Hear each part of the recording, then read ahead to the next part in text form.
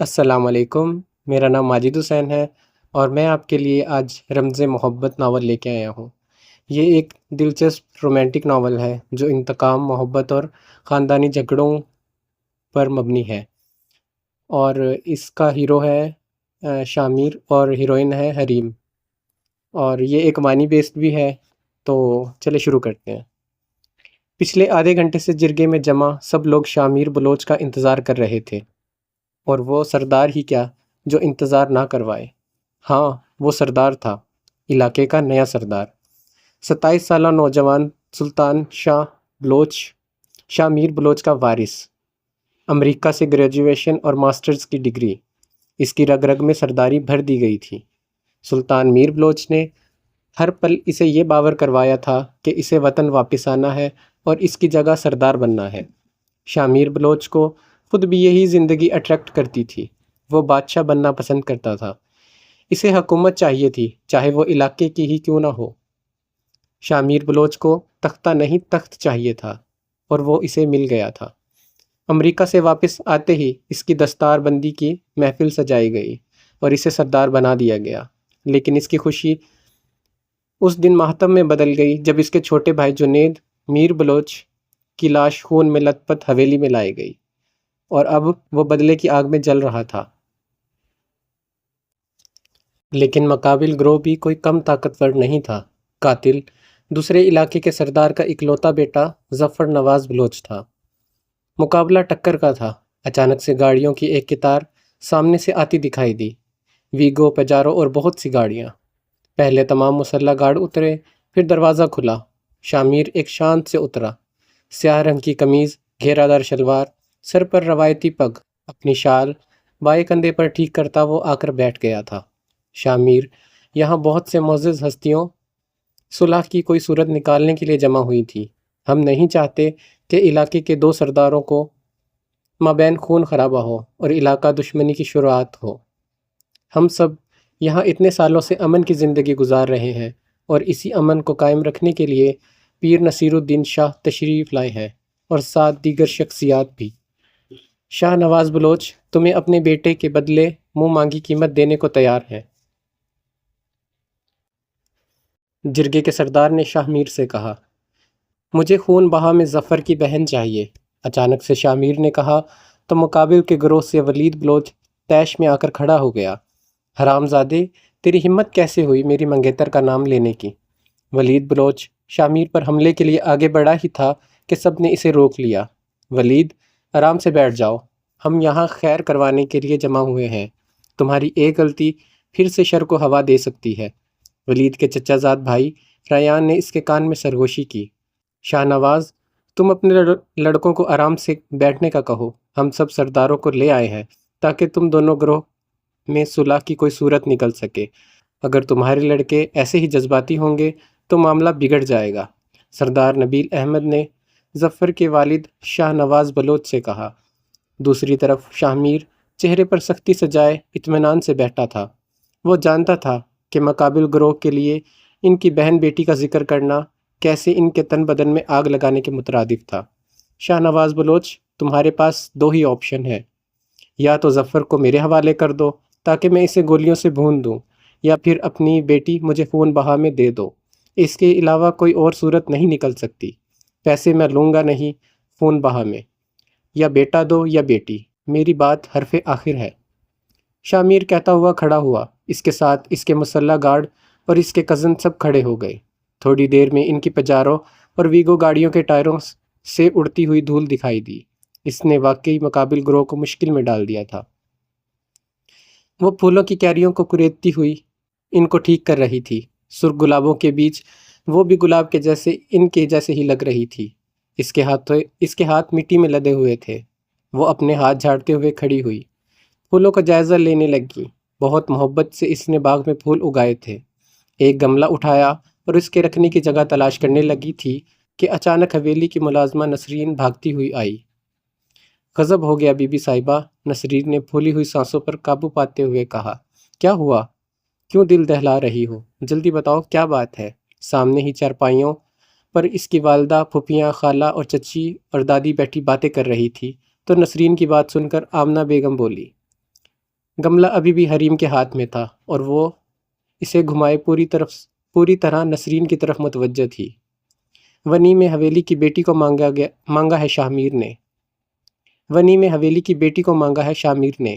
نسرین کی بات سن کر تمام خواتین ایک جھٹکے سے کھڑی ہوئی اور دوسری طرف حریم کے ہاتھ گملہ چھوٹ کر نیچے گرا۔ یہ نہیں ہو سکتا، حریم نے ایک دم کہا۔ یہ نہیں ہو سکتا ہے، ہم اپنے پھولوں جیسی حریم کسی صورت بھی اس درندے کو نہیں دے سکتے۔ شاہ نواز نے اسے منہ مانگی قیمت دینے کا وعدہ کیا ہے۔ شاہ نواز اپنی بیٹی ہرگز نہیں دیں گے، آمنہ بیگم نے کہا۔ وہ دے چکے ہیں، نسرین نے کہا، تو وہاں موجود کسی کو بھی اپنی سماعتوں پر یقین نہیں آیا۔ اگلے ہی پل حریم ایک جھٹکے سے زمین بوس ہوئی تو سب اس کی طرف لگ کے۔ حریم میری بچی، ہوش میں آؤ، آمنہ بیگم اس کے گال تھپ تھپا کر پریشانی سے بول رہی تھی۔ جرگے کے فیصلے سے واپس آتے ہیں وہ اپنے والد سلطان میر کے کمرے میں داخل ہوا۔ سلطان میر بلوچ کو اپنے چھوٹے بیٹے جنید کی موت کی خبر سنتے ہی دل کا دورہ پڑ گیا تھا اور تب سے لے کر وہ بستر پر ہی تھے، پچھلے 8 مہینے سے، صدمے سے نڈھال۔ کیا فیصلہ ہوا جرگے کا؟ ظفر کو تمہارے حوالے کیا یا نہیں؟ شاہ نواز نے سلطان میر بلوچ نے سوال کیا۔ شاہ نواز بلوچ کی بیٹی مانگی ہے میں نے خون بہا میں، شاہ میر نے ان کے قریب بیٹھتے ہوئے کہا۔ بیٹی؟ ایسا کیوں کیا تم نے؟ مجھے میرے بیٹے کا قاتل چاہیے، نہ کہ قاتل کی بہن۔ سلطان بلوچ نے کہا، بہن میرے پاس آئے گی تو بھائی خود تڑپ کر آئے گا، پہلے بہن کو اذیت دوں گا، اس کے تکلیف دیکھ کر بھائی خود میرے سامنے گھٹنے ٹیک دے گا۔ شاہ میر نے کہا، سوچ ہے تمہاری شاہ نواز، اپنے اکلوتے وارث کی قربانی ہرگز نہیں دے گا، بیٹی قربان کرنا آسان ہے اس کے لیے۔ سلطان میر نے کہا، سنا ہے اسے حویلی کی بیٹی کہا جاتا ہے، باپ بھائی چچا ماموں سب کی لاڈلی ہے، اس کی تکلیف پر تڑپ اٹھیں گے، جب میں ان کے پاس اس کی ویڈیو بھر کر بھیجوں گا تب۔ شاہ میر نے پورے یقین سے کہا، عورت ذات پر ظلم کرنا میں نے تمہیں نہیں سکھایا شاہ میر، مجھے شاہ نواز کے سارے خاندان سے نفرت ہے، مگر پھر بھی میں عورت ذات پر ظلم کے حق میں نہیں ہوں، لیکن یہ بھی سچ ہے کہ میں اس لڑکی کو اپنی حویلی میں برداشت نہیں کر سکتا جس کے بھائی نے میرے جگر کا ٹکڑا لہو لہان کر ڈالا۔ سلطان شاہ میر نے کہا، ان سے بولا نہیں جا رہا تھا، وہ بیٹھنے کی بھی پوزیشن میں نہیں تھے، لیٹے ہوئے تھے۔ میں جو کرنا چاہتا ہوں مجھے کرنے دے بابا سائی، میں نے بہت سوچ سمجھ کر یہ فیصلہ کیا ہے، میرا مقصد ظفر کی بہن کو حاصل کرنا نہیں ہے، مجھے ظفر چاہیے۔ وہ کہانی تو سنی ہوگی نا آپ نے کہ ایک جادوگر کی جان طوطے میں ہوتی ہے، جادوگر کو مارنا ہے تو طوطے کا گلا دبا دو، بس وہی کرنے جا رہا ہوں میں۔ 8 مہینوں سے سکون کی نیند نہیں سو سکا ہوں میں، شاہ میر کہتا ہوا ان کے کمرے سے نکل گیا۔ وہ بخار میں تپ رہی تھی۔ آمنہ بیگم اس کے سرانے بیٹھ کر اس کے ماتھے پر ٹھنڈے پانی کی پٹیاں رکھتی جا رہی تھی۔ 22 سالہ حریم بے یقینی سے چھت کو گھورے جا رہی تھی۔ اماں، بابا سائی میرے ساتھ ایسا کیسے کر سکتے ہیں؟ اتنی ناانصافی، اتنا ظلم، کیا اس لیے بچپن سے مجھے پھولوں کی طرح سنبھال کر رکھا گیا تھا کہ ایک دن مجھے مسل دیں؟ حریم افسوس سے بول رہی تھی۔ آنے دو تمہارے بابا سائی کو، میں بات کرتی ہوں ان سے۔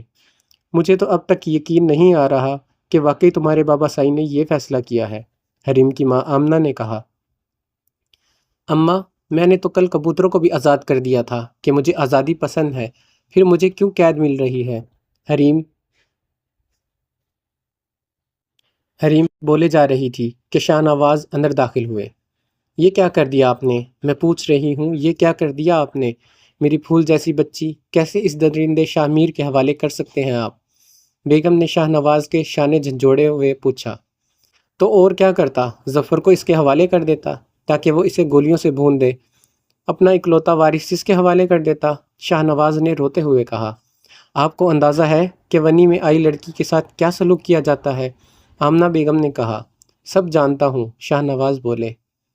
سب جانتے ہوئے بھی آپ نے مجھے کنویں میں دھکیل دیا بابا سائیں، صرف اس لیے کہ میں بیٹی تھی اور میری قربانی دینا آسان تھا؟ حریم سے بولا نہیں جا رہا تھا، پھر بھی اس نے کہا، ٹھیک ہے میری بچی، تمہیں مجھ سے شکایت ہے نا، ٹھیک ہے، میں نہیں دیتا تمہاری قربانی، میں ابھی گھر کے پاس جاتا ہوں اور ظفر کو اس کے حوالے کر دیتا ہوں تاکہ اس کی لاش شام کو میرے گھر آئے خون میں لت پت ہو کر۔ کہتے ہوئے تیزی سے باہر نکل گئے تو ایک دم سے حریم اٹھی اور ان کے پیچھے دوڑنے لگی۔ نہیں بابا سائیں نہیں، میں اداسائی پر ایک خرونچ بھی برداشت نہیں کر سکتی۔ میرے اداسائی کو ان درندوں کے حوالے نہ کرنا۔ بابا سائی رک جائیں، وہ لوگ مار دیں گے میرے اداسائی کو۔ بابا سائی میں ونی میں جانے کے لیے تیار ہوں، حریم نے کہا تو شاہ نواز کے قدم تھم گئے۔ انہوں نے مڑ کر اپنی بیٹی کو دیکھا۔ حریم ایک بار پھر ہوش و خرد سے بیگانہ ہو کر گر پڑی تھی۔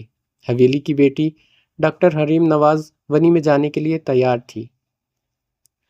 چچا سائیں کہاں چھپا بیٹھا ہے ظفر؟ ڈھونڈ کر لائیں اسے۔ میں اپنی منگیتر ہرگز شاہ میر کے حوالے نہیں کروں گا۔ ولید بفرا ہوا شیر بنا ہوا تھا۔ فیصلہ ہو چکا ہے ولید، شاہ نواز نے کہا۔ نہیں مانتا میں اس فیصلے کو، اتنا بے غیرت نہیں ہوں میں، ولید نے کہا۔ بے غیرت تو میں بھی نہیں ہوں، اپنی بیٹی شاہ میر کے نکاح میں دے رہا ہوں، بیچ نہیں رہا۔ سردار ہے وہ اپنے علاقے کا، شاہ نواز نے کہا۔ ونی میں دے رہے ہیں آپ اپنی بیٹی، ونی میں، اپنے اکلوتے وارث کی جان بچانے کے لیے، ولید نے غصے سے کہا۔ میں اس معاملے پر مزید کوئی بات نہیں کرنا چاہتا۔ آمنہ تم حریم کو تیار کرو، آج شام میں اس کا نکاح ہے شاہ میر سلطان کے ساتھ۔ شاہ نواز اپنی بیگم آمنہ پر حکم صادر کرتے ہوئے وہاں سے چلے گئے۔ حریم شاہ نواز، کیا آپ کو شاہ میر سلطان اپنے نکاح میں قبول ہیں؟ نکاح خوان کے الفاظ حریم کی سماعتوں سے ٹکرائے۔ قبول ہیں۔ حریم اپنی آواز کسی کھائی سے آتی محسوس کر رہی تھی۔ شاہ میر سلطان، کیا آپ کو حریم شاہ نواز اپنے نکاح میں قبول ہے؟ شاہ میر سخت تاثر لیے بیٹھا تھا جب پوچھا گیا تھا۔ قبول ہے۔ شاہ میر کی آواز پردے کے پیچھے بیٹھی ہوئی حریم کو سنائی دی۔ اس کا دل پتے کی مانند لرزنے لگا۔ باریک سی جالی سے اب وہ اس شخص کو دیکھ رہی تھی جو اس کا بخت تھا۔ اگلے ہی پل شاہ میر ایک جھٹکے سے اٹھا۔ میرے پاس وقت نہیں، جلدی لڑکی میرے حوالے کر دو، شاہ میر نے شاہ نواز کی آنکھوں میں دیکھتے ہوئے کہا، اور آگے اپنی گاڑی کی طرف بڑھنے لگا۔ حویلی کی خواتین زارو قطار رونا شروع کر دیا، جیسے ایک کوہرام برپا ہو گیا ہو۔ آمنہ بیگم کش کھا کر گر پڑی۔ شاہ نواز نے اپنے سینہ تھام لیا، جہاں انہیں درد شروع ہو چکا تھا۔ اندر بیٹھے ہوئے ولید نے حویلی کی چیزوں کو توڑ پھوڑ شروع کر دی تھی۔ شاہ میر نے گردن گھما کر یہ منظر دیکھا۔ اس کے دل کو عجیب سے سکون مل رہا تھا ان لوگوں کی بربادی دیکھ کر۔ میں نے اپنے بھائی کی مردہ لاش اٹھائی ہے، اب تم لوگ اس زندہ لاش کو کاندھا دو، شاہ میر نے حریم کی طرف دیکھتے ہوئے کہا جو اب تک گھونگھٹ میں تھی۔ شاہ میر کی ویگو اس کے علاقے کی طرف رواں دواں تھی۔ وہ آگے بیٹھا ہوا تھا۔ 25 سالہ مرد جو کہ شاہ میر کا سب سے خاص بندہ تھا۔ 25 سالہ مراد جو کہ شاہ میر کا سب سے خاص بندہ تھا، وہ گاڑی ڈرائیو کر رہا تھا۔ حریم پیچھے بیٹھی اپنا کوئی گناہ یاد کر رہی تھی جس کی سزا اسے آج اس صورت میں ملی تھی۔ سرخ رنگ کے گھیرے دار فراق میں دوپٹے کے پہلو سے گھونگھٹ بنائے وہ بیٹھی شاہ میر کو دیکھ رہی تھی، جس کا رخ آگے ونڈو سکرین پر تھا۔ شیفون کے باریک دوپٹے سے وہ اسے دیکھ سکتی تھی۔ حریم کے ساتھ شاہ میر کی ایک ملازمہ بیٹھی ہوئی تھی جو کہ خاص اسی لیے لائی گئی تھی۔ راستہ کافی لمبا تھا۔ اس سفر میں ان کو 1.5 گھنٹہ بیت چکا تھا۔ آگے جانے اور کتنا سفر باقی تھا؟ تقریباً 2 گھنٹے کے بعد شاہ میر کے گاؤں کی حدود میں داخل ہوئی۔ گاڑی شاہ میر کے گاؤں کی حدود میں داخل ہوئی تو حریم نے دیکھا کہ گاؤں کے کچھ لوگوں نے اسلحہ ہاتھوں میں لیا ہوا ہے اور انہوں نے فائرنگ شروع کر دی، شاید خوشی کے مارے۔ یہ رسم ہوا کرتی تھی، جب کوئی بدلہ لے کر واپس آتا تھا تو گاؤں کے لوگ خوشی سے فائرنگ کرتے تھے، لیکن بدلے کی وجہ سے نہیں بلکہ شاہ میر کی نکاح کی وجہ سے کی گئی تھی۔ گاؤں کے لوگ اس بات کو جیت سمجھ رہے تھے کہ سردار شاہ نواز کی بیٹی کو شاہ میر ونی میں لے آیا ہے۔ حویلی پہنچتے پہنچتے شام کے سائے ڈھل چکے تھے اور رات نے اپنی چادر پھیلا لی تھی۔ حویلی پوری آب و تاب کے ساتھ روشن تھی۔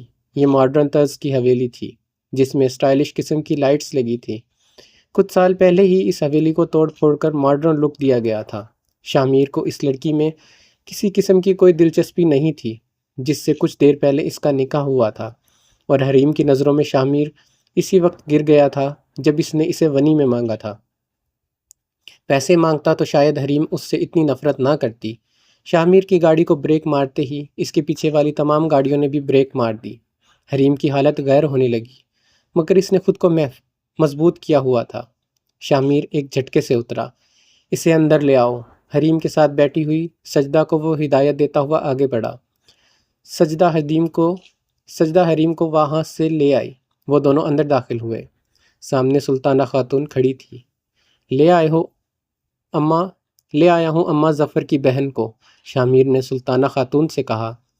یہ ونی والی پٹی بھی انہی کی پڑھائی ہوئی تھی شامیر کو۔ سلطانہ خاتون آہستہ سے چلتی ہوئی حریم کے قریب آئی۔ شامیر نے وہاں موجود تمام گارڈز اور ملازموں کو انگلی کے اشارے سے جانے کو کہا تو وہ سب کسی بوتل کے جن کی طرح وہاں سے غائب ہو گئے۔ اب وہاں صرف مراد سجدہ ہی کھڑے تھے۔ مراد شامیر کا خاص تھا اور سجدہ سلطانہ خاتون کی۔ شامیر، سلطانہ خاتون نے نظروں کے اشارے سے کچھ حکم صادر کیا تو شامیر سمجھ گیا کہ اب اسے کیا کرنا ہے۔ حریم کسی مجرم کی طرح وہاں سر جھکائے کھڑی تھی، جیسے کوئی بے جان مورتی ہو تراشی ہوئی۔ شامیر آہستہ سے چلتا ہوا اس کے بالکل قریب آ کر کھڑا ہو گیا۔ مراد، ویڈیو بھرو، شامیر نے اپنا موبائل مراد کے حوالے کرتے ہوئے کہا۔ مراد، ویڈیو بھرو، شامیر نے اپنا موبائل مراد کے حوالے کرتے ہوئے کہا۔ مراد نے حکم کی تعمیل کرتے ہوئے کیمرہ آن کیا۔ حریم سمجھ نہیں پا رہی تھی کہ شامیر کیا کرنے والا ہے اس کے ساتھ۔ حریم کی نظریں اب شامیر کے جوتوں کی طرف تھی، جو نوریزی کی طرح طرز کے سیاہ چمکدار تھے۔ شامیر نے اس کا گھونگھٹ پلٹا۔ اس نے دیکھا اور دیکھتا رہ گیا۔ چہرہ ایک پھول کی طرح شاداب ہے۔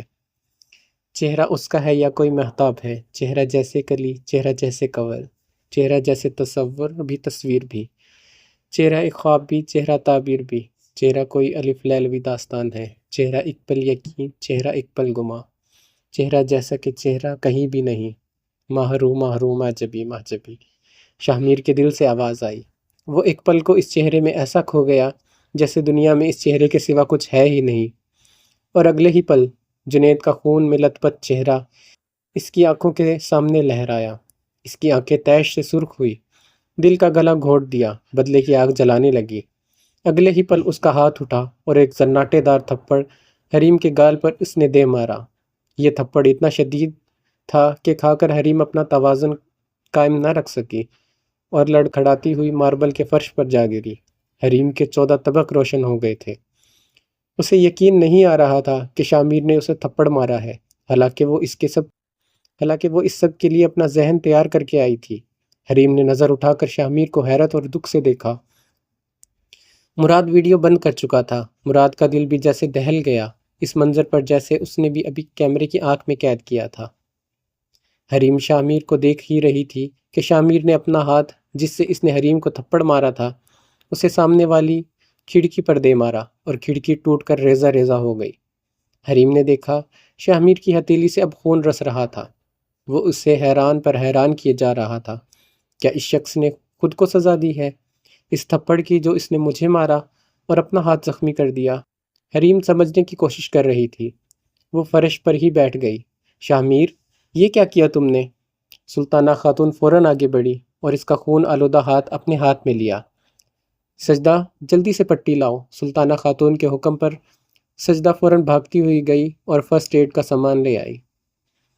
تم سے ایسی بچگانہ حرکت کی توقع نہیں کی تھی، سلطانہ بیگم نے اس کے ہاتھ پر پٹی باندھ دیتے ہوئے کہا۔ شامیر نے ایک نظر حریم پر ڈالی جو پھٹی پھٹی آنکھوں سے اسے دیکھ رہی تھی، جیسے کوئی بچہ کسی جن سے خوفزدہ ہو کر اسے دیکھ رہا ہوتا ہے۔ شامیر کے دل سے پھر آواز آئی، حریم کی جھیل سی آنکھیں دیکھ کر۔ اس نے پھر سر جھٹک دیا۔ وہ اب صوفے پر بیٹھا تھا اور سلطانہ خاتون اس کے ہاتھوں کو دیکھ رہی تھی۔ مراد بھی حیران تھا۔ وہ اب حریم کو دیکھ رہا تھا، پھر شامیر کے خوف سے نظر ہٹا لی۔ اس کے دائیں کندھے پر رائفل لٹک رہی تھی، ہلکی داڑھی، سفید رنگ کا لباس، کاندھے پر سیاہ شال اوڑھے۔ حریم اس کے ہاتھ میں موبائل کو دیکھنے لگی جس میں اس نے ویڈیو بھری تھی۔ مراد، یہ ویڈیو شاہ نواز کے گھر کسی کا نمبر دیکھ کر انہیں بھیج دینا کل۔ آج کے لیے اس لڑکی کی رخصتی ہی کافی ہے، سلطانہ خاتون نے مراد سے کہا۔ یہ نہیں ہو سکتا، میرے گھر والے تڑپ جائیں گے۔ حریم کی حالت غیر ہو گئی ویڈیو کا سوچ کر۔ اماں، میں تھک گیا ہوں، مجھے آرام کرنا ہے، شامیر کہتا ہوا اٹھا اور ایک نظر پھر حریم پر ڈالی۔ اور یہ لڑکی سائیں؟ سجدہ فوراً بولی۔ مجھے نہیں پتہ اس کا، میری نظر کے سامنے نہ آنے پائے یہ لڑکی آج کے بعد، شامیر کہتا ہوا اپنے کمرے کی جانب بڑھنے لگا۔ شامیر کے جانے کے بعد سلطانہ خاتون اٹھی اور حریم کے قریب آئیں۔ اگر تیرے بھائی میں ذرا سی بھی غیرت باقی ہے تو وہ تجھے آزاد کروانے ضرور آئے گا، لیکن تب تو حویلی میں ایک ملازمہ کی حیثیت سے رہے گی، اور شاہ میر کی بیوی کے مقام کا تو سوچنا بھی مت۔ یہ تھپڑ جو آج تجھے پڑا ہے ہر پل تجھے تیری اوقات یاد دلائے گا۔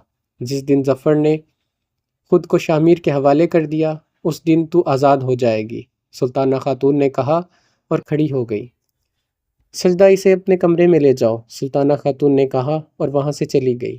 اب وہاں صرف حریم، سجدہ اور مراد موجود تھے۔ سجدہ نے حریم کو بازو سے پکڑا۔ چل اٹھ، سجدہ انتہائی حدق امیز لہجے میں بولی۔ آرام سے ساجدہ، شاہ میر کی بیوی ہیں یہ، مت بھول کہ نکاح ہوا ہے ان کا شاہ میر سے۔ مراد سے یہ سلوک نہ جانے کیوں برداشت نہیں ہو رہا تھا، تمہیں بڑا ترس آ رہا ہے اس پر، ساجدہ نے منہ بنا کر مراد سے کہا۔ مراد نے ایک نظر حریم پر ڈالی اور وہاں سے چلا گیا۔ شاہ میر کی حویلی میں رات کے اس پہر موت کا سناٹا تھا۔ ہر فرد پہلو بدل کر سو رہا تھا مگر نیند کسی کو نہیں آ رہی تھی۔ یا اللہ میری بچی کی حفاظت کرنا، آمنہ بیگم سجدہ ریز تھی۔ سو جاؤ آمنہ، شاہ نواز نے اپنی بیگم سے کہا۔ آپ سو سکتے ہیں، آمنہ بیگم بولی۔ ایک نہ ایک دن تو اسے اس گھر سے رخصت ہونا ہی تھا، شاہ میر نواز بلوچ نے چھت کی طرف دیکھتے ہوئے کہا۔ لیکن اس طرح سے اسے آپ رخصتی کہتے ہیں؟ کوئی جنازہ بھی اس طرح نہیں جاتا جیسے میری بیٹی گئی ہے۔ مردے کو بھی امید ہوتی ہے کہ خدا اس کے ساتھ خیر کا معاملہ کرے گا، مگر میری بیٹی تو درندے کے پاس گئی ہے، آمنہ بیگم نے کہا۔ شاہ میر درندہ نہیں ہے، شاہ نواز نے کہا۔ آپ دے لیں خود کو دلاسا جتنا دینا ہے، سچ یہی ہے کہ میری بچی، آمنہ بیگم رونے لگی۔ نیند تو سولی پر بھی آ جاتی ہے، سو اس حویلی کے مکینوں کو بھی آ گئی تھی۔ ولید اپنی رائفل صاف کر رہا تھا، وہ بپھرا ہوا شیر بنا ہوا تھا۔ شاہ میر مرے گا میرے ہاتھوں، سمجھتا کیا ہے کہ میری منگ لے جائے گا اور میں تماشا دیکھتا رہوں گا؟ ولید نے کہا۔ آرام سے ولید، آرام سے، ظفر والی غلطی نہ کرنا، ریان نے سمجھایا۔ وہ دونوں حویلی کے چھت پر بیٹھے ہوئے تھے۔ سمجھ نہیں آتا کہ ظفر کو زمین کھا گئی یا آسمان نکل گیا۔ ولید بولا، مجھے تو لگتا ہے شاہ نواز چچا نے اسے خود روپوش کروا دیا ہے، سب ڈرامہ ہے کہ ظفر بھاگ گیا ہے۔ ریان نے کہا، مجھے بھی ایسا ہی لگ رہا ہے، ولید نے رائفل کو لوڈ کرتے ہوئے کہا۔ حریم بوجھل قدموں سمیت ساجدہ کے کمرے میں آئی جو کہ حویلی کے پچھلی طرف تھا۔ وہاں 2 چرپائیاں رکھی ہوئی تھی۔ یہ تمہارا بستر ہے، ساجدہ نے ایک لحاف چرپائی پر بچھاتے ہوئے کہا۔ حریم وہاں لیٹ گئی۔ پہلے تو مجھے لگا شاہ میر گیا کام سے، جب اس نے تمہارا گھونگھٹ پلٹا تب پھر ضرور بھائی کی یاد آ گئی ہوگی، ساجدہ نے اپنی چارپائی پر لیٹتے ہوئے کہا۔ ویسے ایک بات بتاؤں، یہ کی سلطانہ بیگم نے ہے نا، یہ شاہ میر کی سگی ماں نہیں ہے۔ شاہ میر کی ماں تو اسے جنم دیتے ہی زچگی کے درد سے مر گئی تھی، پھر سال بعد سلطان میر نے سلطانہ خاتون سے نکاح کیا۔ ان کا نام تو شگفتہ ہے، لیکن سلطان میر کی وجہ سے ان کا نام سلطانہ رکھ دیا گیا۔ یہاں آ کر ساجدہ بتانے لگی، وہ باتوں کی بے حد شوقین تھی اور نئے انکشافات کرنے کی بھی، تو وہ اپنا شوق پورا کر رہی تھی۔ حریم اپنے ماتھے اور اپنے بازو پر رکھے کسی غیر مروی نقطے کو تکے جا رہی تھی، پتہ نہیں وہ ساجدہ کو سن بھی رہی تھی کہ یا نہیں۔ جنید سائی نہ سلطانہ خاتون کے بیٹے تھے، یعنی شاہ میر سائی کے ستیلے بھائی، لیکن پیار سگوں سے بھی بڑھ کر تھا دونوں میں، ساجدہ نے بتایا۔ شاہ میر سائی تو سلطانہ خاتون کے حکم کے تابع ہیں، جیسے وہ کہتی ہیں وہ ویسا کرتے ہیں۔ تمہیں خون بہا میں مانگنے کا حکم بھی سلطانہ خاتون نے ہی دیا تھا شاہ میر سائی کو، ساجدہ نے کہا۔ ساجدہ بولے جا رہی تھی کہ اچانک حریم کو دیکھا تو وہ سو چکی تھی، بیچاری، ساجدہ نے کہا اور لائٹ آف کر دی۔ وہ پہلو بدل بدل کر تھک گیا تھا، اسے ہاتھوں میں درد ہو رہا تھا۔ اس نے پین کلر لیا اور پھر لیٹ گیا۔ بار بار آنکھوں کے سامنے حریم کا چہرہ آ جاتا اور وہ اپنے پٹی شدہ ہتھیلی کو دیکھ رہا تھا۔ ریاست کیلیفورنیا کے شہر لاس اینجلس کے ایک نائٹ کلب میں بیٹھا وہ شراب کے گھونٹ پیتا ہوا بظاہر تو سب کے سامنے منظر کو دیکھ رہا تھا، لیکن حقیقت میں اس کی آنکھیں کسی غیر مروی نقطے پر مرکوز تھی۔ سامنے رنگ و بو کا ایک سیلاب سا تھا۔ حسینائیں تھیں جو محو رقص تھیں، مگر اسے نہ حسیناؤں میں اس وقت کوئی دلچسپی محسوس ہو رہی تھی اور نہ ہی ان رنگ و بو میں۔ وہ تو محض وقت گزاری کے لیے روزانہ رات یہاں آ جاتا تھا۔ پچھلے 8 مہینوں سے اس کا یہی معمول تھا۔ اس کے سامنے بیٹھا ہوا رشید، جو کہ اس کا ملازم بھی تھا اور باڈی گارڈ بھی، اس کی ہر حرکات و سکنات پر کڑی نظر رکھے ہوئے تھا۔ دن کو اسے کہیں جانے کی اجازت نہیں ہوتی تھی۔ صبح سویرے وہ پارک میں واک پر جاتا تھا اور اس کے بعد تمام دوپہر سویا رہتا تھا۔ شام کو وہ اس کلب میں آ جاتا اور رات گئے تک یہیں ہی رہتا۔ یقیناً اس روٹین سے بے حد اکتا چکا تھا، مگر یہ اس کے بابا سائیں کا حکم تھا کہ اسے اسی شہر میں رہنا ہے اور روپوش ہو کر رہنا ہے۔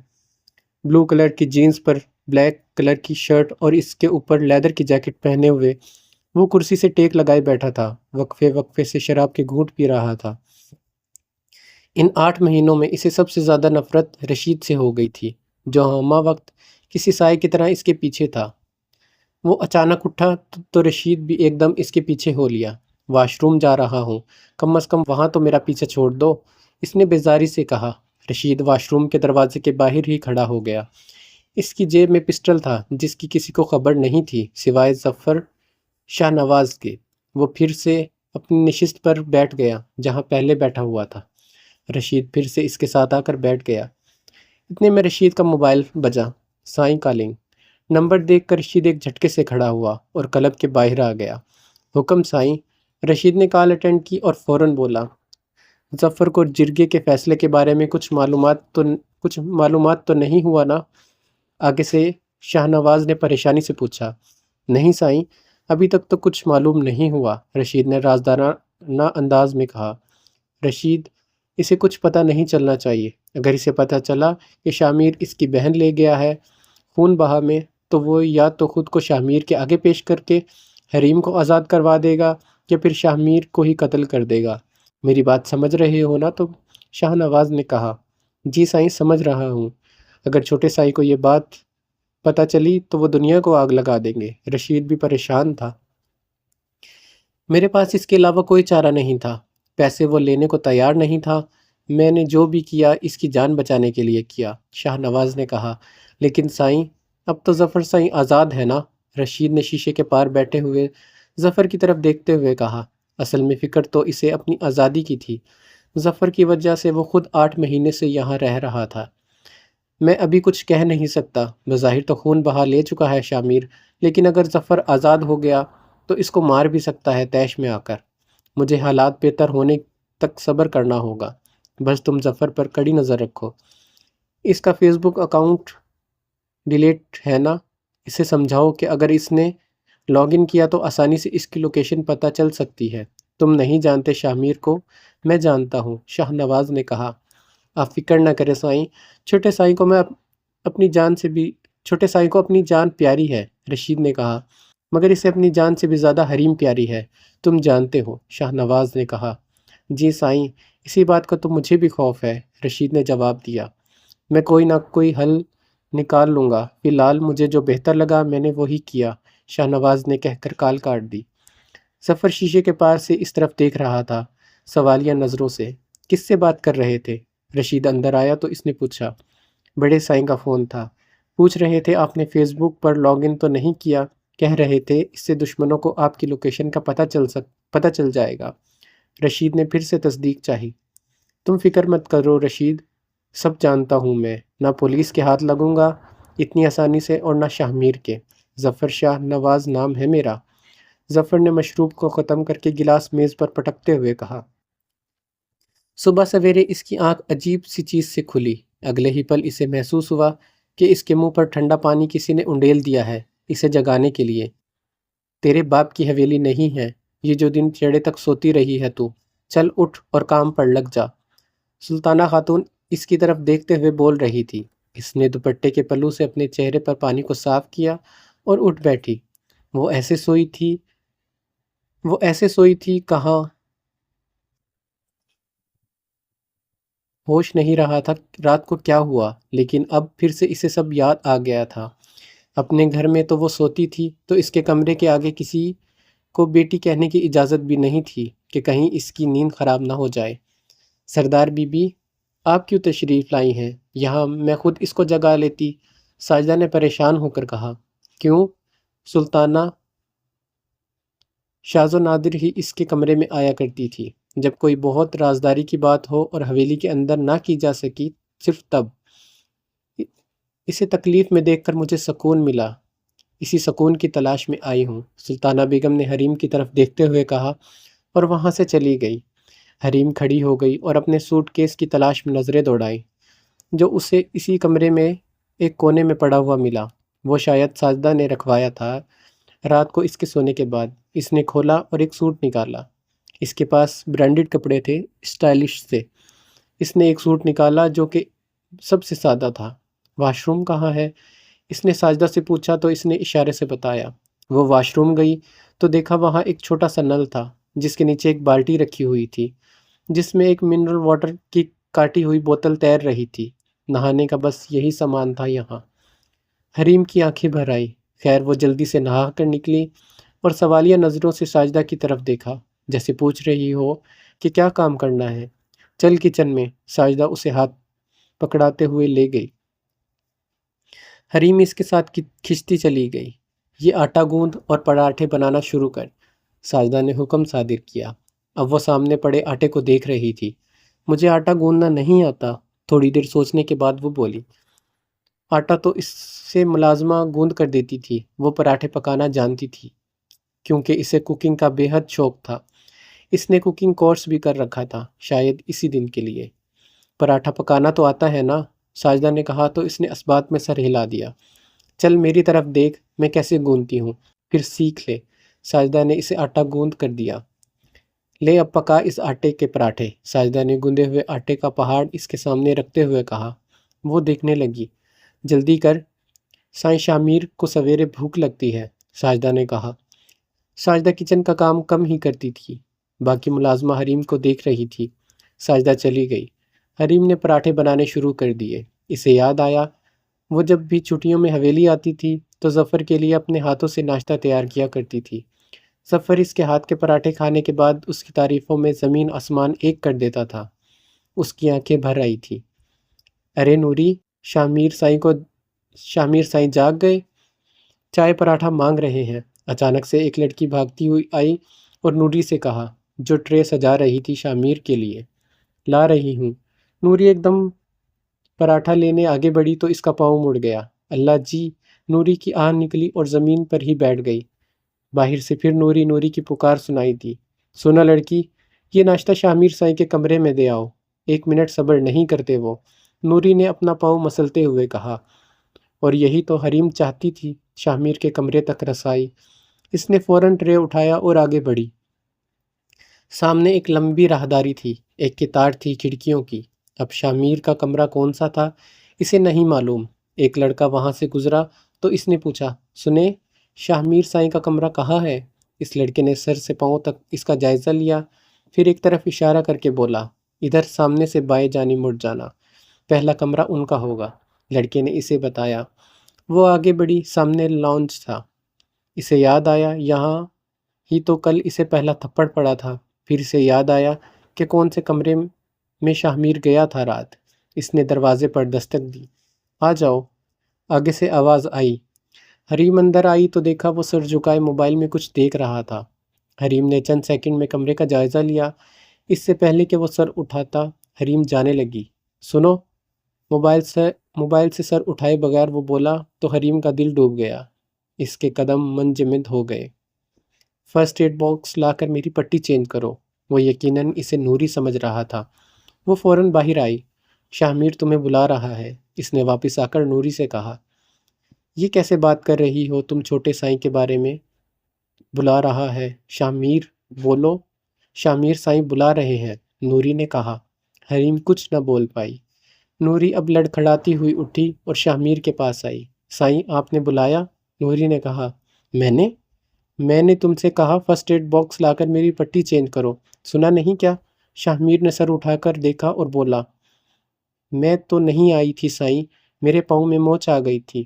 وہ آپ کی مطلب ہے وہ نہ سائیں، ورنی وہ لائی تھی ناشتہ۔ آپ نے کہا کہ آپ نے مجھے بلایا ہے۔ اس نے کہا کہ آپ نے مجھے بلایا ہے۔ نوری نے کہا، وہ کیوں آئی تھی یہاں؟ شاہ میر کا چہرہ سرخ ہو گیا۔ بتایا تو ہے سائیں، میرے پاؤں میں موچ۔ نوری نے کہا، اچھا اچھا، اب دماغ نہ کھاؤ میرا، جو کہا ہے وہ کرو، شاہ میر نے کہا۔ وہ اب ناشتے کو دیکھ رہا تھا۔ وہ پراٹھے پکا پکا کر تھک گئی تھی۔ مزید اس میں جان نہیں رہی تھی کھڑا ہونے کی۔ سنو، میں تھک گئی ہوں، باقی کہ تم پکا دو، اس نے نوری سے کہا۔ دیکھ نہیں رہی ہو میرے پاؤں میں موچ آئی ہے، نوری نے کہا۔ میں بھی تھک گئی ہوں، مجھے عادت نہیں کام کی، آہستہ آہستہ عادت ہو جائے گی۔ میں بھی انسان ہوں، کچھ تو خدا کا خوف کریں آپ سب، حریم نے بے بسی سے کہا تو نوری کو ترس آ گیا۔ چل ہٹ، نوری نے اسے کہا تو وہ سامنے کرسی پر بیٹھ گئی۔ نہ جانے کیا حال ہوگا میرے گھر والوں کا۔ حریم کو فکر تھی تو بس یہی، تھوڑی پشت سہلانے کے بعد اسے آرام ملا، ورنہ کھڑے کھڑے پیروں کی جان نکل گئی تھی۔ وہ ایک صحت مند لڑکی تھی، جم بھی جاتی تھی، خوش خوراک تھی، مگر سچ یہ تھا کہ کام انسان کو کمزور نہیں کرتا جتنا دکھ انسان کو ختم کرتا ہے۔ سنو لڑکی، سلطانہ خاتون کہہ رہی ہیں پوچھا لگاؤ، بہت دھول جمع ہو گئی ہے۔ ساجدہ نے آ کر نیا حکم صادر کیا اور ایک ٹاول اس کی طرف اچھالا جو کہ شاید پونچھے کے لیے استعمال ہوتا تھا۔ میں تھک گئی ہوں، حریم نے کہا، اٹھ جاؤ اس سے پہلے کہ سلطانہ خاتون تمہیں بالوں سے گھسیٹتی ہوئی لے جائیں۔ ساجدہ نے دھمکی دی تو وہ اٹھی۔ پونچھا بھگو کر اس نے لانچ سے کام شروع کیا۔ اس نے سی گرین سوٹ کے اوپر سیاہ شال اوڑھ رکھی تھی، اپنا سر ڈھانپ لیا تھا۔ مراد، تم نے رات والی ویڈیو بھیجی شاہ نواز کے گھر؟ حریم کو دیکھ کر جان بوجھ کر سلطانہ خاتون نے کہا، اور حریم کی تو جان ہی نکل گئی۔ نہیں نہیں، میری ماں مر جائے گی دیکھ کر۔ اس کی آنکھیں نم ہوئی۔ مراد نے اس کی طرف دیکھا، پھر بولا، نہیں سردار بی بی، محرم کی وجہ سے آج سارا دن نیٹ کے سگنلز بند رہیں گے۔ ملک کے دیہاتوں اور شہروں میں ایسے موقعوں پر دہشت گردوں کے واقعات ہوتے ہیں نا، اس لیے کل بھیج دوں گا۔ اور ویڈیو شاہ میر کے موبائل میں ہے، میرے پاس نہیں، مراد نے کہا تو حریم کی جان میں جان آئی۔ اب اسے صبح سے پہلے وہ ویڈیو شاہ میر کے موبائل سے کسی طرح ڈیلیٹ کرنی تھی۔ سارا دن کام کر کر کے اس کی جان ہلکان ہو گئی تھی۔ دکھ اور پریشانی میں تو ویسے بھی انسان سے کوئی کام نہیں ہو پاتا۔ ادا سائیں، کاش آپ یہ سب نہ کرتے، کاش آپ صبر سے کام لیتے تو آج ہم ساتھ ہوتے۔ حریم اندھیرے کمرے میں آنسو بہا رہی تھی۔ وہ ساجدہ کے سونے کا انتظار کر رہی تھی۔ جب اسے لگا کہ وہ سو گئی ہے تو اس نے ساجدہ کے سرہانے پڑا ہوا ایک چھوٹا سا ٹارچ اٹھایا اور شال صحیح سے لپیٹ کر دبے قدم باہر آئی۔ رات کا 1 بج رہا تھا اور حویلی میں ہو کا عالم تھا۔ وہ کچن کے ذریعے اندر داخل ہوئی، سامنے ہی راہداری تھی، اسے عبور کر کے لانچ تک آئی۔ یاد کرنے لگی کہ شاہ میر کا کون سا کمرہ تھا، اسے یاد آ گیا۔ اس نے دل سے دعا کی کہ کمرہ لاک نہ ہو، اور یہ شاید قبولیت کی گھڑی تھی۔ اس نے ہینڈل گھمایا تو دروازہ کھل گیا۔ وہ اندر داخل ہوئی اور دروازہ بند کیا۔ شاہ میر کے ہلکے خراٹوں کی آواز سن کر اسے اطمینان ہوا کہ وہ گہری نیند سو رہا ہے۔ بیڈ سائیڈ پر پڑا اس کا موبائل اٹھایا تو اس میں فنگر پرنٹ کا لاک لگا ہوا تھا۔ یہ اس کے لیے آسان تھا، اگر کوڈ لگا ہوتا تو وہ نہیں کھول پاتی۔ اس نے ٹارچ ایک طرف رکھی اور شاہ میر کا ہاتھ دیکھنے لگی۔ دائیں ہتھیلی پر ابھی بھی پٹی بندھی ہوئی تھی۔ حریم کو اندازہ ہو گیا تھا کہ اسے پڑنے والا پہلا تھپڑ آخری تھپڑ تھا۔ اس نے موبائل شاہ میر کے ہاتھ کے قریب کیا اور آرام سے انگوٹھے کی طرف لے گئی۔ اگلے ہی پل شاہ میر نے کروٹ لی اور حریم کا ہاتھ شاہ میر کے دونوں ہاتھوں کے بیچ دب کر رہ گیا۔ اوہ نو، اس نے پریشانی سے کہا۔ اب اگر ہاتھ کھینچ لیتی تو شاہ میر جاگ جاتا۔ وہ بے بسی سے وہاں ہی بیڈ کے قریب فرش پر بیٹھ گئی۔ اب وہ شاہ میر کے دوبارہ کروٹ لینے کے انتظار میں تھی۔ حریم کو اب وہاں بیٹھے ہوئے 15 منٹ ہو چکے تھے۔ اس کا ہاتھ ابھی تک شاہ میر کے ہاتھوں تلے تھا۔ اب وہ ایک ہی پوزیشن میں بیٹھی بیٹھی تھک چکی تھی۔ نیند سے آنکھیں الگ بوجھل تھی۔ سارے دن کی تھکاوٹ، اتنا کام اس کے ساتھ پشتوں میں کسی نے نہیں کیا ہوگا جتنا آج اس نے ایک دن میں کیا تھا۔ تھکاوٹ کی وجہ سے نیند کا شدید غلبہ تھا اور اسے پتہ ہی نہیں چلا، نیند اس پر مہربان ہو گئی۔ وہ اپنا سر بیڈ کے کونے سے لگائے سو گئی۔ تھوڑی دیر بعد شاہ میر کروٹ لینے کے لیے جاگا تو اسے کچھ محسوس ہوا۔ پہلے تو وہ سمجھ نہیں آیا کہ کیا ہے، پھر اس نے سامنے سوئی ہوئی حریم کو دیکھ کر چونک گیا۔ وہ ٹارچ جو حریم نے رکھی ہوئی تھی، اس کی روشنی سے شاہ میر اسے بآسانی دیکھ سکتا تھا۔ اس کی حیرت کی انتہا نہیں تھی اس وقت۔ اس نے دیکھا لمبی گھنی مڑی ہوئی پلکیں، وہ کھو سا گیا، پھر اگلے ہی پل ہوش میں آیا اور اسے جھنجھوڑ کر جگایا۔ تم یہاں کیا کر رہی ہو میرے کمرے میں؟ وہ دھاڑا تو حریم ہڑبڑا کر اٹھ بیٹھی۔ ذرا سی آنکھ لگ گئی تھی اس کی بس۔ وہ ایک دم کھڑی ہوئی تو شاہ میر کا موبائل اس کے ہاتھ سے گر گیا۔ شاہ میر اپنا موبائل اس کے ہاتھ میں دیکھ کے حیران ہوا۔ وہ سمجھنے کی کوشش کر رہا تھا۔ چوری کرنے آئی ہو تم میرے کمرے میں؟ شاہ میر بھی کھڑا ہو گیا۔ حریم کو سمجھ نہیں آیا کہ کیا جواب دے۔ بتاؤ، میرا موبائل چرانے آئی تھی؟ شاہ میر نے غصے سے اس کی آنکھوں میں دیکھتے ہوئے کہا۔ میں لعنت بھیجتی ہوں تم پر اور تمہاری ہر چیز پر۔ حریم کو غصہ آ گیا۔ تم مجھے جان سے مارنے آئی تھی، ہے نا؟ اسی مقصد کے لیے شاہ نواز نے تمہیں بنی میں بھیجا ہے میرے پاس، تاکہ مجھے مار کر تمہارا باپ اپنے بیٹے اور تمہیں آزاد کروا سکے۔ شاہ میر نے اس کے شانے جھنجھوڑتے ہوئے پوچھا تو حریم نے ایک دم سے اس کے ہاتھ جھٹک لیے۔ تمہاری طرح تمہاری سوچ بھی گری ہوئی ہے، حریم نے اس کی آنکھوں میں دیکھتے ہوئے کہا۔ میری سوچ گری ہوئی ہے؟ میری سوچ؟ قاتل تمہارا خاندان ہے اور تم کہہ رہی ہو میری سوچ گری ہوئی ہے۔ شاہ میر کو غصہ آ گیا۔ جو بھی ہے میرا بھائی، میں ایک مرد کو مار کر مردانگی دکھائی ہے۔ جو بھی ہے میرے بھائی نے ایک مرد کو مار کے مردانگی دکھائی ہے، تمہاری طرح کسی عورت کو سزا نہیں دی۔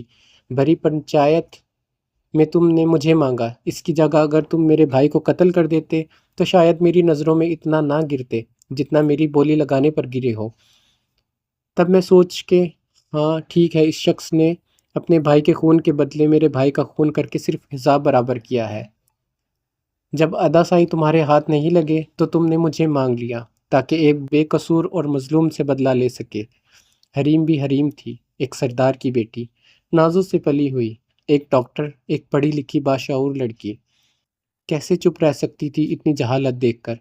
حریم کی بات سن کر شاہ میر کے چہرے پر ایک طنزیہ مسکراہٹ آ گئی۔ پھر تمہیں سب سے زیادہ نفرت اپنے باپ اور بھائی سے ہونی چاہیے۔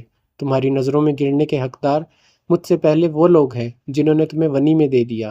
میں تو غیر تھا، میں نے تمہاری بولی لگائی، وہ تو تمہارے اپنے تھے۔ تمہارے باپ نے اپنا بیٹا بچانے کے لیے تمہیں قربان کیا۔ آخری جملہ بہت جتانے والے انداز میں شاہ میر نے کہا۔ حریم ایک پل کو لاجواب ہو گئی۔ اگر کوئی مجھ سے میری بہن مانگتا، قسم خدا کی اپنی گردن کٹوا دیتا، اپنی بات کو پیش کرتا، اپنے بھائی کو قربان کرتا، اپنے چچا کا بیٹا آگے کر دیتا، لیکن اپنی بہن نہ دیتا۔ تف ہے تمہارے گھر کے مردوں پر جنہوں نے اپنی بیٹی دے دی۔ میں نے یہاں لا کر کون سا تمہیں ہاتھ لگایا ہے جو تمہاری عورت ہونے کا مجھے کوئی فائدہ ہو؟ میں نے تو پہلے ہی دن کہہ دیا تھا کہ تمہاری شکل مجھے نظر نہیں آنی چاہیے۔ بغیرت میں نہیں ہوں بی بی، بغیرت ہوتا تو اب تک اس جائز رشتے کا فائدہ اٹھاتے ہوئے تمہارے ساتھ زبردستی کر چکا ہوتا۔ بغیرت تو تمہارے گھر کے مرد ہیں جنہوں نے تمہیں مجھے پیش کیا۔ شاہ میر نے اپنی شہادت کی انگلی اس کی طرف کرتے ہوئے کہا۔ حریم میں کچھ بولنے کے لیے لب کھولے مگر سمجھ نہیں آیا کہ کیا بولے۔ اسی طرح بتاؤ کہ میرے کمرے تک تم کیوں آئی تھی اور میرے موبائل کے ساتھ کیا کرنا چاہ رہی تھی، ورنہ وہ تھپڑ تمہیں یاد ہوگا۔ شاہ میر نے کہا۔ میں تمہارے آگے جواب دہ نہیں ہوں، حریم نے فوراً کہا۔ تو کہ ناواقف ہے آداب غلامی ابھی، شاہ میر نے افسوس سے نفی میں گردن ہلاتے ہوئے کہا۔ کیا مطلب ہے اس بات کا؟ حریم نے پوچھا۔ مطلب یہ کہ بھول جاؤ کہ تم سردار کی بیٹی تھی، بس یہ یاد رکھو کہ تم یہاں غلامی میں آئی ہو اور آداب غلامی سیکھ لو۔ نظریں اور سر جھکا کر میرے سامنے بات کیا کرو۔ گردن اکڑا کر بات کرنے والی اوقات اب تمہاری نہیں رہی ہے۔ سردار کی بیٹی نہیں ہو اب تم، شاہ میر نے کہا۔ سردار کی بیٹی نہیں ہوں مگر سردار کی بیوی تو ہوں نا، حریم نے جتانے والے انداز میں اس کی آنکھوں میں آنکھیں ڈال کر کہا۔ بنی میں آئی ہوئی ایک لڑکی، شاہ میر نے جواب دیا۔ سردار شاہ میر سلطان کے نکاح میں آئی ہوئی شرن بیوی، اور سردار شاہ میر چاہے جتنا اس حقیقت کو دنیا کے سامنے جھٹلا لے مگر اللہ کے سامنے نہیں جھٹلا سکتا۔ اگر غلام بنا کے رکھنا ہے تو مجھے طلاق دے دو، پھر غلام بناؤ، پھر بیوی نہیں باندی بولو، مجھے کوئی فرق نہیں پڑے گا۔ حریم نے کہا۔ اس لڑکی نے شاہ میر کو حیران کر دیا تھا۔ شاہ میر کے ذہن میں یہی تصور تھا کہ ایک ڈری سہمی لڑکی ہوگی جو اس کے دھاڑنے پر خوفزدہ ہو کر ایک کونے میں بیٹھ جائے گی، مگر یہ سوچ تھی اس کی آگے بھی سردار کی بیٹی تھی۔ سرداری شاید اس کی رگوں میں خون کی جگہ دوڑ رہی تھی، اسی لیے سارا دن غلاموں کی طرح کام کرنے کے باوجود بھی وہ شاہ میر کے سامنے اکڑی کھڑی تھی۔ تمہیں بالکل ڈر نہیں لگ رہا مجھ سے؟ شاہ میر نے پوچھا۔ ضرور لگتا، اگر تم مجھے تھپڑ مارنے کے بعد اپنا ہاتھ زخمی نہ کر لیتے تو لگتا تم مار مار کر میری جان ہی لے لو گے، مگر جو انسان ایک لڑکی کو تھپڑ مارنے کے بعد اپنا ہاتھ زخمی کر لیتا ہے، یقیناً دوسرا تھپڑ مارنے کی ہمت اس میں نہیں ہے، حریم نے پورے یقین سے کہا، اور اگلے ہی پل اس کا یقین ٹوٹ گیا جب شاہ میر کا ہاتھ اٹھا اور اس کے گال پر ثبت ہو گیا۔ حریم بے یقینی سے اپنا گال چھو کر دیکھ رہی تھی۔ پہلی بار تمہیں تھپڑ مار کر مجھے لگ رہا تھا کہ میں نے غلط کیا، اور آج مجھے لگ رہا ہے کہ اس کی تمہیں شدید ضرورت ہے۔ میں یہاں تمہیں پھولوں کی سیج پر بٹھانے کے لیے نہیں لایا، میں صرف تمہیں ظفر تک رسائی حاصل کرنے کے لیے لایا ہوں، شاہ میر نے کہا۔ اسی پٹی شدہ ہاتھ سے اس نے حریم کو تھپڑ مارا تھا۔ میرے جوان بھائی کا قتل ہوا ہے بی بی۔ میں وہ نرم دل شاہ میر نہیں رہا جو جانوروں کے ساتھ بھی نرمی کرتا تھا، میں اب پتھر ہو گیا ہوں۔ آؤ دیکھو اسے۔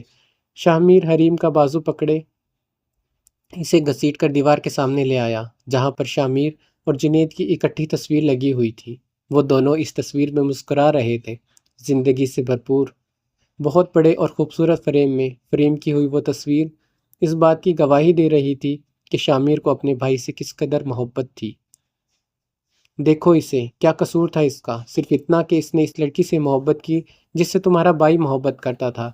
میری معصوم سے بھائی کو اس نے محبت کی سزا دی، تمہارے ظالم بھائی نے، صرف اس لیے کہ اس لڑکی نے میرے بھائی کی محبت قبول کر لی تھی، اور حسد میں آ کر تمہارے بھائی نے میرے بھائی کو مار دیا، اور تم سوچ رہی ہو کہ میں تمہارے ساتھ نرمی کروں گا؟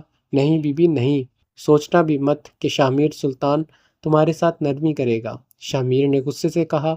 وہ ابھی تک اس کے بازو پر اپنا پنجہ جکڑے ہوئے تھا۔ اب میری نظروں کے سامنے سے غائب ہو جاؤ، اس سے پہلے کہ میں تمہارا خون کر دوں، شاہ میر نے اسے دروازے کی طرف دھکا دیتے ہوئے کہا۔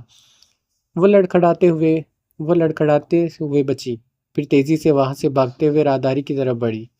مراد، جو اسی راہداری میں کھڑا کھڑکی کے باہر لان کو دیکھ رہا تھا، جو کہ لائٹس کی وجہ سے اس وقت روشن تھی، اچانک ہی اس نے دیکھا حریم بھاگتی ہوئی جا رہی ہے، اپنے آنسوؤں کو پوچھتی ہوئی۔ اس نے شاید مراد کی موجودگی کو محسوس نہیں کیا تھا۔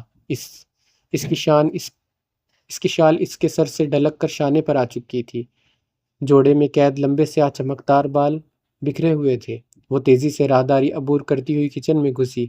اگلے ہی پل مراد کو خیال آیا کہ وہ شاہ میر کے کمرے سے نکل رہی تھی۔ وہ سوچ کر پریشان ہو گیا۔ مجھے یقین نہیں آ رہا شاہ میر کہ اتنا گر سکتے ہو۔ ایک مجبور لڑکی کی مجبوری سے فائدہ اٹھاتے ہوئے تم نے اسے رات اپنے کمرے میں بلایا، مراد نے دل میں کہا اور وہاں سے چلا گیا۔ کہانی جاری ہے، اس کا بقیہ حصہ آپ اگلی قسط میں پڑھیں گے، اور اگر آپ کو یہ کہانی اچھی لگی تو اسے لائک کر دیں، اور جو آپ کے دوست ناولز کو پسند کرتے ہیں ان کے ساتھ شیئر کر دیں، اور ہمارے چینل کو سبسکرائب کریں۔ اور اگر آپ یہ چاہتے ہیں کہ اس کہانی کی اگلی قسط جلدی آئے تو کمنٹ میں نیکسٹ ایپیسوڈ لکھ دیں۔ اور کہانی کو پڑھنے کا شکریہ، اپنا خیال رکھیے گا، اللہ حافظ۔